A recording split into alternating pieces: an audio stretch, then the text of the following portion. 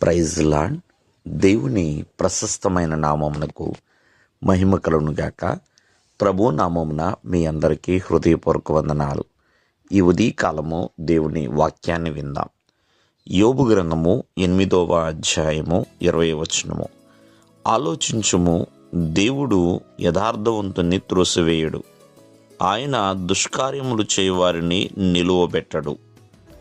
ప్రేమైన వల్లరా, ఇక్కడ మనం ఈ అధ్యాయం ప్రకారంగా ఆలోచన చేస్తే యోబు స్నేహితుడైన బిల్దదు కొన్ని విషయాలని మాట్లాడుతున్నాడండి.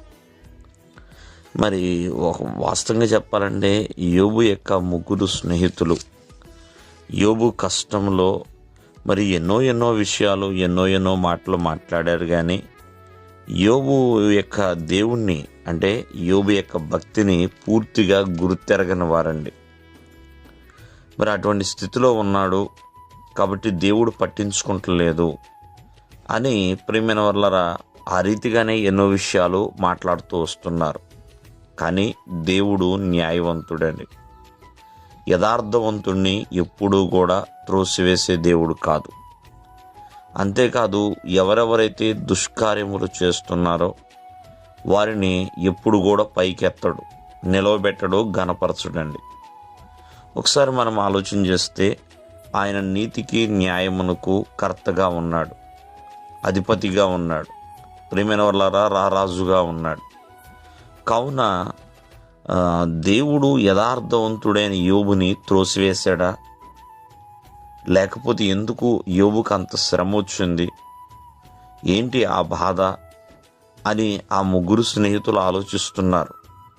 వాస్తవంగా చెప్పాలంటే యోబు యొక్క శ్రమ ఒక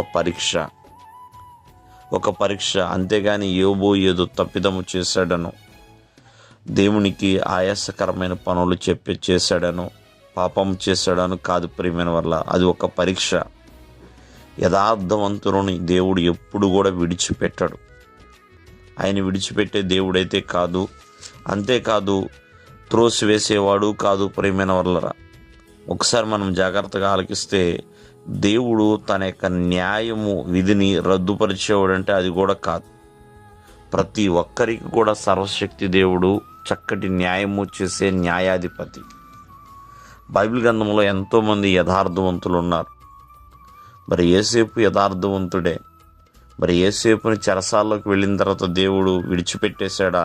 విడిచిపెట్టలేదు ప్రియమైన వల్ల. ఇలా ఎంతోమంది భక్తులు ఉన్నారు. యథార్థవంతులను దేవుడు ఎప్పుడు కూడా త్రోసివేయడు. యథార్థవంతుల యొక్క ప్రార్థన కావచ్చు, వారి జీవితం కావచ్చు, దేవుడికి చాలా ఇష్టమండి. అలాగే యోబును కూడా త్రోసివేయలేదు, 2 వంతులుగా ఆశీర్వదించాడు. దేవుడు మిమ్మల్ని ఆశీర్వదించును గాక. ఆమేన్.